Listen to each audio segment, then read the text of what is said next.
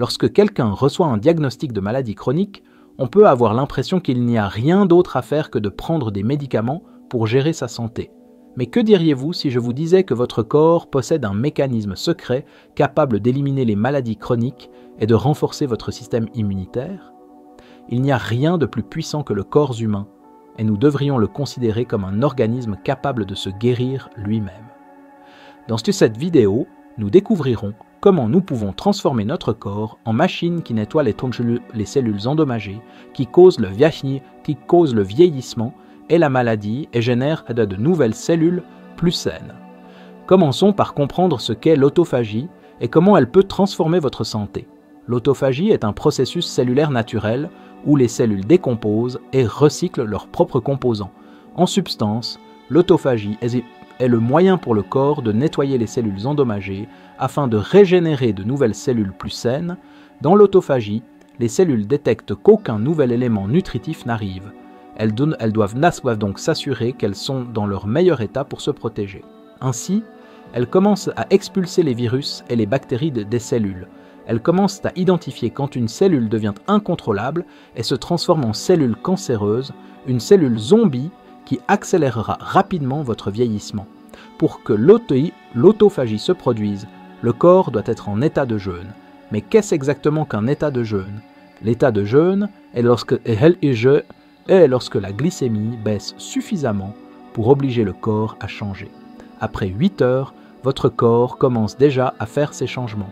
Vers 12 heures, votre corps commence à produire des cétones qui sont des produits chimiques produits par le foie et utilisés comme source d'énergie lorsque le glucose n'est pas disponible.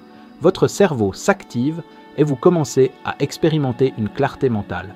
Les cétones désactivent l'hormone de la faim, donc lorsque vous faites cette transition, il viendra un moment où vous ne ressentirez plus la faim. Après 13 heures, l'hormone de croissance augmente, ce qui ralentit le processus de vieillissement et aide à brûler les graisses. Chez les hommes, la testostérone commence à augmenter avec une hausse de 1300% en juste 15 heures.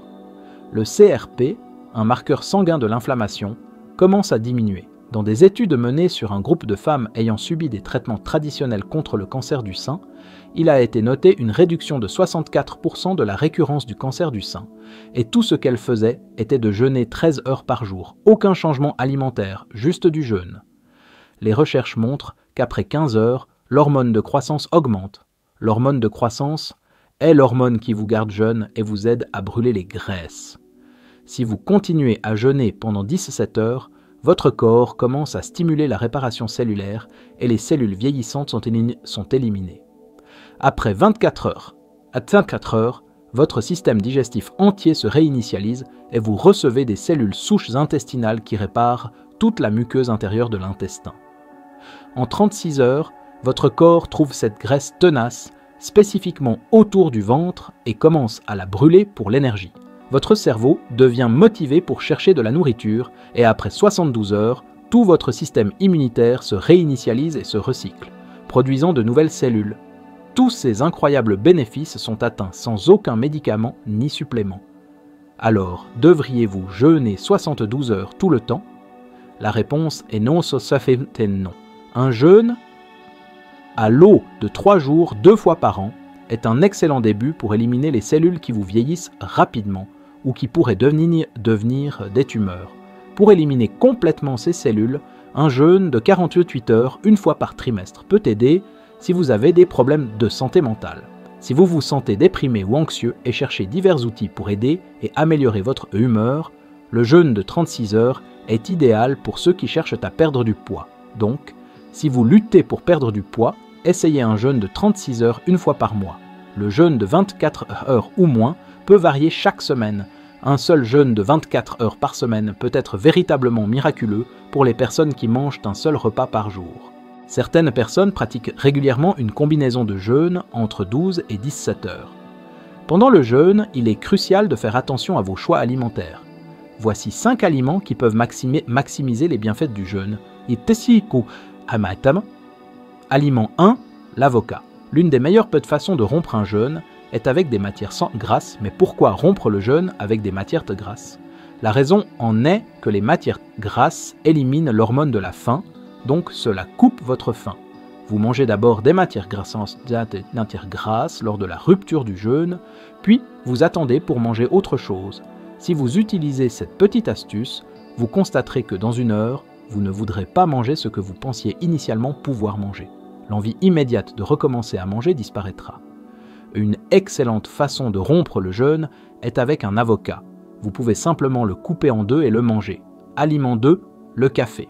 Des études sur le café ont montré qu'1 à 4 heures après avoir bu du café, une augmentation de l'autophagie a été observée dans le foie, le tissu musculaire et le tissu cardiaque.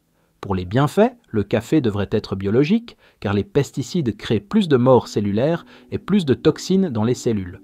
Un problème majeur avec le café est qu'il contient souvent beaucoup de moisissures, donc vous devez vous assurer qu'il est biologique et sans moisissures. Sinon, vous essayez de stimuler l'autophagie, mais vous ajoutez des toxines, ce qui n'a pas beaucoup de sens. Aliment 3, le thé vert. Le thé vert est une excellente alternative si vous ne voulez pas trop de stimulation provenant du café. Des études réalisées en 2019 ont montré des effets neuroprotecteurs du thé vert. Ils ont également trouvé qu'il stimule l'autophagie dans toute cellule exposée à celle-ci. Le thé vert c'est l'un des stimulants universels de l'autophagie. De plus, le thé à la mandarine a également été étudié et il a été constaté que l'huile de mandarine, en tant qu'huile essentielle, déclenchait l'autophagie dans les neuroblastomes humains, qui sont des tumeurs cancéreuses dans le tissu nerveux.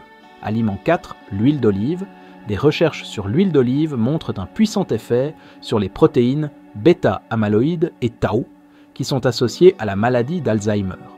Des études ont également été menées sur l'huile d'olive en relation avec le cancer, tel que dans l'ostéosarcome métastatique. Cependant, vous devez vous assurer que l'huile d'olive est biologique et non rance, sinon elle ne stimulera pas l'autophagie. Elle ne doit pas rester sur le comptoir de la cuisine ou dans les placards trop longtemps. Une autre chose que vous ne devriez pas faire avec l'huile d'olive est de la chauffer. Si vous la chauffez au point où elle commence à fumer, vous la transformez en une graisse inflammatoire. Vous pouvez utiliser autant d'huile d'olive que possible. Vous pouvez prendre 1 cuillère à soupe par jour, surtout pendant votre fenêtre de jeûne. Il y a aliment 5. Le curcuma. La curcumine est le coso affinis, le composant magique du curcuma. Et il existe diverses façons d'ajouter de la curcumine à votre alimentation. Vous pouvez la saupoudrer sur des aliments ou prendre la racine de curcuma, la moudre et la boire avec du jus vert. C'est une excellente façon d'obtenir de grandes doses de curcumine. Vous pouvez également la trancher et l'ajouter à des sautés.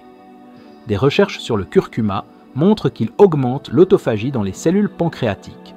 Une étude de 2019 sur une maladie transmise par les tiques a montré que la curcumine inhibait la prolifération de la maladie en stimulant l'apoptose, qui a trait la mort cellulaire, et l'autophagie dans d'autres cellules. Si vous ajoutez du curcuma avec du poivre noir, il pénètre les cellules à un niveau plus profond.